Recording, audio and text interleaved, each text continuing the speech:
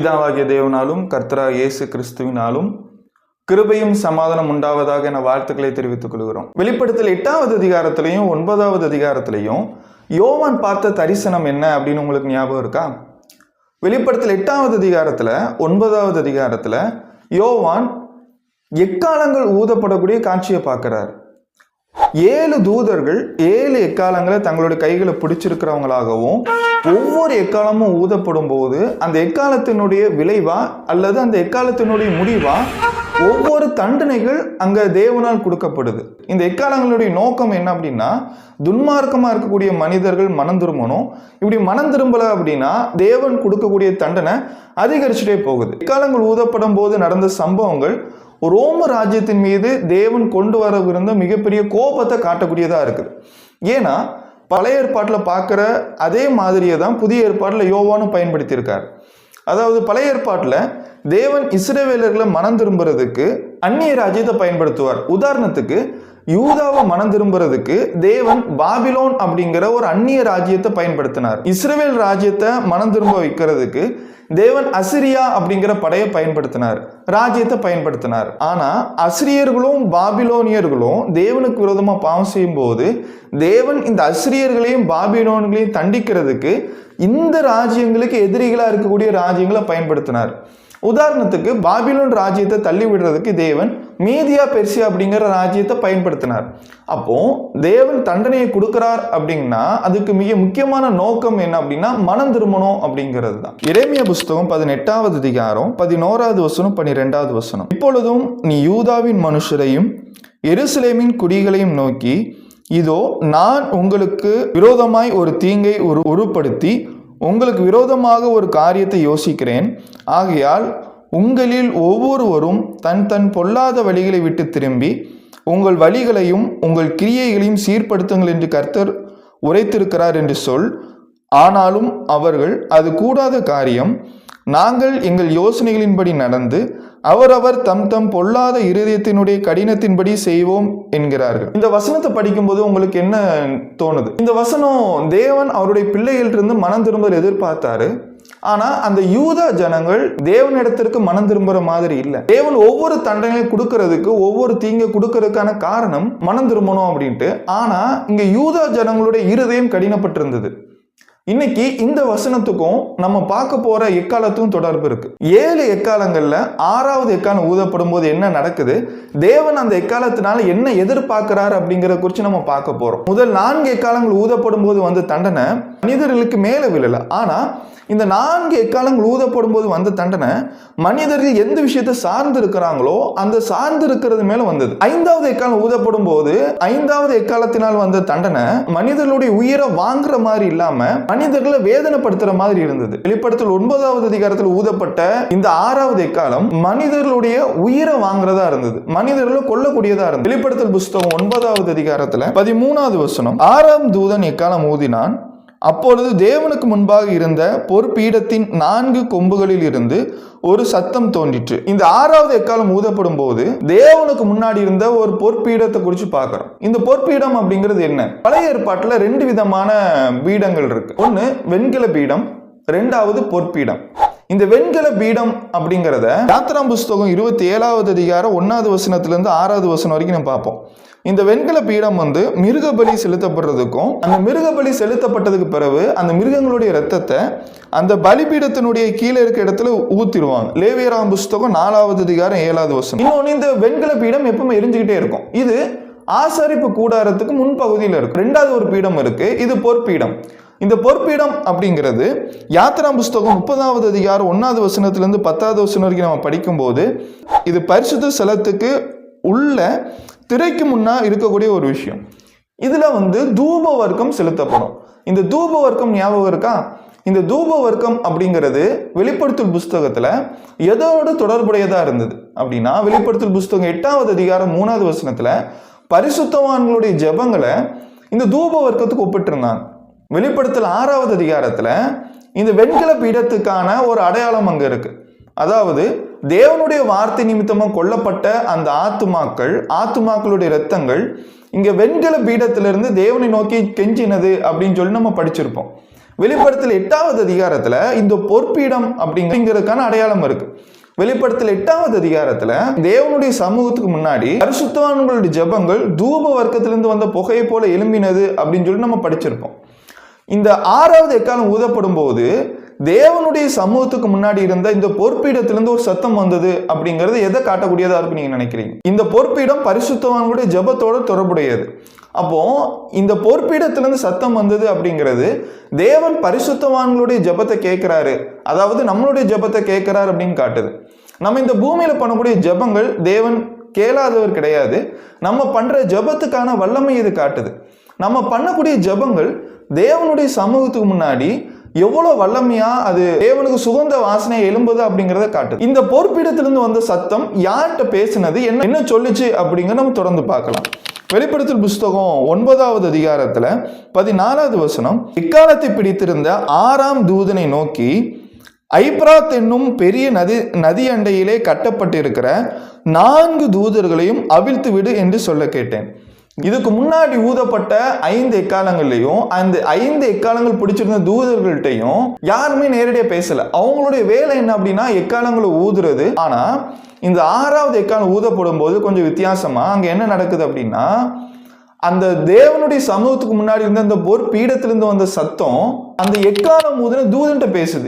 என்ன பேசுது அப்படின்னா, ஐப்ராத் என்னும் பெரிய நதி அண்டையில் கட்டப்பட்டிருக்கிற 4 தூதர்களையும் அவிழ்த்து விடு என்று சொல்ல கேட்டேன். ஒரு 4 தூதர்கள் அவிழ்த்து விடு. இந்த 4 தூதர்களும் ஐப்ராத் அப்படிங்கிற நதியில கட்டப்பட்டிருக்காங்க. ஐப்ராத் நதி, மறுபடியும் சொல்றேன், இது உண்மையான நதி அடையாளப்படுத்தல, இதுக்கு பின்னாடி ஆவிக்குரிய அர்த்தங்கள் இருக்கு. ஐப்ராத் நதினா என்ன அப்படின்னா, பழைய ஏற்பாட்டுல ஐப்ராத் அப்படிங்கிற நதி யூதா ஜனங்களுக்கு ஒரு எல்லையா இருந்தது. இஸ்ரவேல் ஜனங்கள் அழிக்கிறதுக்காக வந்த அசிரியர்களும் யூதா ஜனங்களை பிடிக்கிறதுக்காக வந்த பாபிலோனியர்களும் இந்த ஐப்ராத் அப்படிங்கிற நதியை தாண்டி தான் என்ன பண்ணாங்க அப்படின்னா பிடிச்சிட்டு போனாங்க.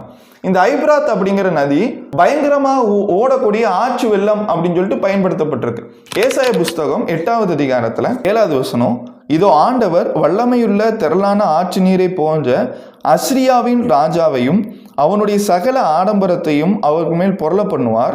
அது அவர்களுடைய ஓடைகள் எல்லாவற்றிலும் மேலும் போய் அவர்களுடைய எல்லா கரைகளிலும் புரண்டு. அப்போ இந்த இடத்துல கவனிச்சிங்களா, இந்த இடத்துல அசிரியர்களை பயங்கரமா ஓடக்கூடிய ஆற்று நீர் அப்படின்னு சொல்லிட்டு ஏசாயா பயன்படுத்தியிருக்கார். இதே மாதிரி இதுல இன்னொரு சுவாரஸ்யமான விஷயம் என்ன அப்படின்னா, இந்த நதியானது ரோமர்களுக்கும் ஒரு எல்லையா இருந்தது. ரோமர்களுக்கு இந்த ஐப்ராத் நதியினுடைய எல்லைக்கு அந்த பக்கம் பராத்திய படைகள் இருந்தது. இந்த பராத்திய படைகள் தான் ரோமர்களுக்கு ரொம்ப மிகப்பெரிய பிரச்சனையை கொடுத்துட்டு இருந்தாங்க. அவங்களுடைய சேனை அப்படிங்கிறது ரொம்ப பயங்கரமான சேனையா இருந்தது. அவங்களுடைய குதிரை அப்படிங்கிறது ரொம்ப பயங்கரமா இருந்தது. அப்ப இந்த ஐப்ராத் நதி அப்படிங்கிறது நம்ம நேரடியான அர்த்தம் அப்படின்னு நம்ம எடுத்துக்க கூடாது. இது மிகப்பெரிய சேனையையும் அந்த சேனையினால் வரக்கூடிய தண்டனை அடையாளப்படுத்தக்கூடியதாக இருக்கலாம். 9வது அதிகாரம் 15வது வசனம், அப்பொழுது மனுஷரில் 1/3 பங்கை கொள்ளும்படிக்கு 1 மணி நேரத்துக்கும் 1 நாளுக்கும் 1 மாதத்திற்கும் 1 வருஷத்திற்கும் ஆயத்தமாக்கப்பட்டிருந்த அந்த 4 தூதர்கள் அவிழ்த்து விடப்பட்டார்கள். இந்த 4 தூதர்களுடைய நோக்கம் என்ன அப்படின்னு சொல்லப்பட்டிருக்கு. இந்த 4 தூதர்களுடைய நோக்கம் மனுஷர்களை கொல்லுவது. 5 எக்காலங்களை விட இந்த எக்காலம் வேறு விதமா இருந்தது. இந்த எக்காலத்தினுடைய நோக்கம் மனிதர்கள் கொல்லப்படணும் அப்படிங்கிறது. இந்த தண்டனை அப்படிங்கிறது ரொம்ப மோசமானதா இருந்திருக்கும். ஏன்னா தண்டனையிலே மிகப்பெரிய தண்டனை என்ன அப்படின்னா மரண தண்டனை. இந்த இடத்துல விதிக்கப்பட்ட இந்த தண்டனை எல்லா மனிதர்களும் கொல்லப்படணும் அப்படிங்கிறது இல்லாம கொஞ்சம் பேர் கொல்லப்பட வேண்டியதா இருந்தது. இதுக்கான நோக்கம் என்ன அப்படின்னா, தேவன் மனம் திரும்புதலை எதிர்பார்க்கிறாரு அப்படிங்கிறத. இங்க தண்டனைகள் அதிகரிச்சுட்டு போறதுக்கான நோக்கம், தேவன் இந்த துன்மார்க்கமா நடக்கிற மக்கள்கிட்டையும் அவருடைய பிள்ளைகள்ட்ட இருந்து மனம் திரும்புதல் எதிர்பார்க்கிறாரு, உண்மையான தேவன்கிட்ட வாங்க அப்படிங்கிறத காட்டுறதுக்காக இந்த தண்டனைகள் பயன்படுத்தப்படுது. 16வது வசனம், குதிரை சேனைகளாகிய இராணுவங்களின் தொகை 20 கோடியா இருந்தது, அவைகளின் தொகையை சொல்ல கேட்டேன். இதுல கொஞ்சம் வித்தியாசமா நடக்குது. இதுவரைக்கும் 4 தூதர்களை குறித்து தான் நம்ம படிச்சுட்டு இருந்தோம். இப்போ இந்த 4 தூதர்கள் எங்க போனாங்க அப்படின்னு தெரியல. இந்த 4 தூதர்கள் பதிலா இப்போ இங்க 20 கோடியா இருந்த சேனைகளை குறித்து படிக்கிறோம். இதுவரைக்கும் அந்த 4 தூதர்களை பார்த்துட்டு இருந்த நம்மளுக்கு அந்த 4 தூதர்கள் எங்க போனாங்க அப்படின்னு தெரியல. ஆனா இந்த 4 தூதர்களுடைய நோக்கமும் 20 கோடியா இருந்த இந்த ராணுவ சேனைகளுடைய நோக்கமும் ஒன்னாதான் இருந்தது. ஒருவேளை இந்த 4 தூதர்களை தான் இந்த இடத்துல 20 கோடி சேனை அப்படின்னு சொல்லியிருக்கலாம். இதுவரைக்கும் பராத்திய படை ராணுவம் அப்படிங்கிறத பார்த்துட்டு இருந்த நம்மளுக்கு இப்போ நேரடியா வெளிப்படுத்தல் புஸ்தகத்துல ராணுவம் அப்படிங்கிற ஒரு விஷயம் வருது. சரி, 17வது வசனம் பாருங்க. குதிரைகளையும் அவைகளில் மேல் ஏறி இருந்தவர்களையும் நான் தரிசனத்தில் கண்ட விதமாவது, அவர்கள் அக்கினி நிறமும் நீல நிறமும் கந்தக நிறமுமான மார்க்கவசங்களை உடையவர்களாக இருந்தார்கள். இந்த 20 கோடியா இருந்த இந்த ராணுவ சேனை மார்க்கவசத்தினுடைய நிறத்தை அங்க சொல்லியிருக்கார். ஒரு நிறம் அக்கினி நிறமா இருந்தது, இரண்டாவது நிறம் நீல நிறமா இருந்தது, மூணாவது நிறம் கந்தக நிறமா இருந்தது. அக்னி நிறம் அப்படின்னா நம்ம சிவப்பு அப்படின்னு நம்ம சொல்லிடலாம். நீல நிறம் தெரியும். கந்தக நிறம் அப்படின்னா கந்தகம் அப்படிங்கிறது சல்பர் அப்படின்னு சொல்லுவாங்க. எரிமலை வெடிக்கும் போது அதுல இருந்து வரக்கூடிய படிகத்தை தான் இந்த கந்தக நிறம் அப்படின்னு சொல்லியிருக்கு. இது மஞ்சள் கலர்ல இருக்கும். இந்த கந்தகம் அக்னி இந்த ரெண்டுமே தேவனுடைய நியாய தீர்ப்பை காட்டக்கூடியதா இருக்குது. ஆதியாம் புஸ்தகம் 19வது அதிகாரம் 24வது வசனத்துல சோதா குமார பட்டணத்தை தேவன் தண்டிக்கிறதுக்கு எதை பயன்படுத்தி இருப்பார்? அக்னியும் கந்தகம் இல்லையா? அப்போ இந்த இடத்துல அக்னியும் கந்தகம் அப்படிங்கிறது நியாய தீர்ப்பை காட்டக்கூடியதா இருக்குது. இந்த நியாய தீர்ப்பு அப்படிங்கிறது நம்மளுடைய கடைசி காலத்தில் வரக்கூடிய நியாய தீர்ப்பு கிடையாது. தேவன் கிறிஸ்தவர்களுக்காக நியாயம் தீர்க்கிறாரு, துன்மார்க்கமா நடந்தவர்களை நியாயம் தீர்க்கிறார் அப்படிங்கறத காட்டு. 18வது வசனம், குதிரைகளுடைய தலைகள் சிங்கங்களின் தலைகளை போல் இருந்தன, அவைகளுடைய வாய்களிலிருந்து அக்னியும் புகையும் கந்தகம் புறப்பட்டன. அவைகளுடைய வாயிலிருந்து புறப்பட்ட அக்கினி புகை கந்தகம் என்னும் இம்மூன்றினாலும் மனுஷரில் 3 பங்கு கொல்லப்பட்டார்கள். 20 கோடியா இருந்த சேனையினால மக்கள் கொல்லப்பட்டாங்க. ஆனா இந்த அக்கினி புகை கந்தகம் இந்த மூன்றுமே நியாய தீர்ப்போடு தொடர்புடையது. 20வது வசனம், அப்படி இருந்தும் அந்த வாதைகளால் கொல்லப்படாத மற்ற மனுஷர் பேய்களையும் பொன் வெள்ளி செம்பு கல் மரம் என்பவைகளால் செய்யப்பட்டவைகளையும் காணவும் கேட்கவும் நடக்கவும் மாட்டாதவைகளுமாய் இருக்கிற விக்கிரகங்களை வணங்காதபடிக்கு தங்கள் கைகளின் கிரியைகளை விட்டு மனம் திரும்பவில்லை. தங்கள் கொலை பாதகங்களையும் தங்கள் சூனியங்களையும் தங்கள் வேசித்தனங்களையும் தங்கள் களவுகளையும் விட்டு மனம் திரும்பவில்லை. இந்த தண்டனைகள் அதிகரித்தாலும் இந்த தண்டனையால் பாதிக்கப்பட்ட இந்த மனிதர்கள் தேவனிடத்தில் மனம் திரும்பல. வெளிப்படுத்தல் 6வது அதிகாரத்துல 6வது முத்திரை உடைக்கப்படும் போது வந்த தண்டனையினால இந்த மனிதர்கள் மனம் திரும்பாம புகைகள்கிட்டையும் கண்மலைகள்கிட்ட போய் ஒளிஞ்சுக்கிட்டாங்க, எங்களை காப்பாத்துங்க அப்படின்னு சொன்னாங்க. ஆனா அவங்க மனம் திரும்பல. இதே நிகழ்ச்சி தான் இங்க 6வது எக்காலம் ஊதப்படும் போது நடக்குது. இவங்க மனம் திரும்பாம தேவனை விட்டு விலகி தான் போயிட்டு இருக்காங்க. அப்போ இவங்க விலகி போக போக என்ன நடக்கும்? தண்டனை குறையாது, தண்டனை அதிகரிச்சுட்டு தான் இருக்கும். ஒரு கிறிஸ்தவரா இருக்கிறவருக்கு இது என்ன செய்தியை கொடுக்குதுன்னு நீங்க நினைக்க? ஒரு கிறிஸ்தவரா இருக்கிறவர் புரிஞ்சுக்க வேண்டிய மிக முக்கியமான ஒரு செய்தி என்ன அப்படின்னா, இந்த உலகத்துல நீதிமான்கள் இருக்காங்க, துன்மார்க்கரும் இருக்காங்க. ஒரு நீதிமான் சத்தியத்தின்படி துன்பப்பட்டாலும் சத்தியத்தின்படி அவர் கஷ்டப்பட்டாலும் அவருக்கான வெகுமதி தேவனால் கொடுக்கப்படும். துன்மார்க்கர்கள் எவ்வளவுதான் சந்தோஷமா ஆடம்பரமா இந்த பூமியில வாழ்ந்தாலும் அவங்களுக்கான தண்டனை தேவனால் அங்கு கொடுக்கப்படும். யோபு புஸ்தகம் 21வது அதிகாரம் 14வது வசனம், அவர்கள் தேவனை நோக்கி எங்களை விட்டு விலகியிரும், உம்முடைய வழியை அறிய விரும்பும், சர்வ வல்லவரை நாம் சேவிக்க அவர் யார்? அவரை நோக்கி ஜெபம் பண்ணுவதனால் நமக்கு பிரயோஜனம் என்ன என்கிறார்கள். ஆனாலும் அவர்கள் வாழ்வு அவர்கள் கையில் இராது. துன்மார்க்கரின் ஆலோசனை எனக்கு தூரமாக இருப்பதாக. எத்தனை சடுதியால் துன்மார்க்கரின் விளக்கு அணைந்து போம். அவர்கள் தமது கோபத்தினால் வேதனைகளை பகிர்ந்து கொடுக்கையில் அவர்கள் ஆபத்து அவர்கள் மேல் வரும். இந்த இடத்துல யோபு சொல்லும் போது துன்மார்க்கருடைய மனநிலைமை, நாங்க தேவனை தேட மாட்டோம், நாங்க தேவனை நோக்கி ஜெபம் பண்ண மாட்டோம், தேவனை தேடுறதுனாலையும் தேவனை நோக்கி ஜெபம் பண்றதுனால என்ன பிரயோஜனம், எங்களுக்கு என்ன லாபம் அப்படின்னு கேட்குறாங்க. ஆனா ஒரு விஷயத்தை அவங்க மறந்துடுறாங்க. ஒரு நாள் அவங்களுக்கான ஆபத்து வரும். அந்த ஆபத்து வரும்போது அவர்கள் சடிதியை அழிந்து போவார்கள் அப்படிங்கிறத பார்க்கிறோம். இங்க தேவனுடைய பிள்ளைகளுக்கும் துன்மார்க்கமா நடக்கிறவங்களுக்கும் மிகப்பெரிய வித்தியாசத்தை காட்டுறாரு. துன்மார்க்கமா நடக்கிறவங்க எவ்வளவு சுகஜீவிகளா இருந்தாலும் ஒரு காலகட்டத்தில் அவங்க அதுக்கான தண்டனை அனுபவிப்பாங்க. ஆனா தேவனுடைய பிள்ளைகள் இந்த பூமியில துன்பப்பட்டாலும் இந்த ஒவ்வொரு துன்பங்களுமே தேவனுடைய பிள்ளைகளுக்கான பாடங்களா இருந்து அவருடைய வாழ்க்கையில தேவன் வழிக்கு நடத்தக்கூடிய பாதை காட்டியா இருக்குது. தேவன் அவருடைய பிள்ளைகளை தாங்குகிறார் அப்படிங்கிற செய்தியை நம்ம புரிஞ்சுக்கிறோம்.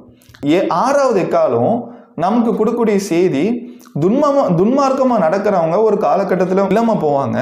ஆனா தேவனுடைய பிள்ளையா இருக்கிற நம்ம அவருடைய சத்தியத்தின்படியும் அவருடைய வார்த்தையின்படியும் நடக்கிறது அப்படிங்கிறது ரொம்ப முக்கியமானதா இருக்குது. அவருடைய சத்தியத்துக்கு கீழ்ப்படுகிறதும் அவருடைய வார்த்தையின்படி நடக்கிறதும் விசுவாசத்தை காத்துக்கொள்வதும் அவருடைய சபையில நம்ம நிலைச்சிருக்கிறதும் ரொம்ப பெரிய முக்கியமான ஒரு விஷயமா இருக்கு. தேவன் நம்மை ஆசீர்வதிப்பார், அவர் நம்மை வழிநடத்துவார். சத்தியத்தை தெளிவாகவும் எளிமையாகவும் சத்தியமாகவும் தெரிந்து கொள்ள விரும்பினால் எங்களை தொடர்பு கொள்ளவும். எங்களிடம் ஆவிக்குரிய புத்தகங்களும் விளக்க உரையும் டிராக்குகளும் இருக்கின்றன.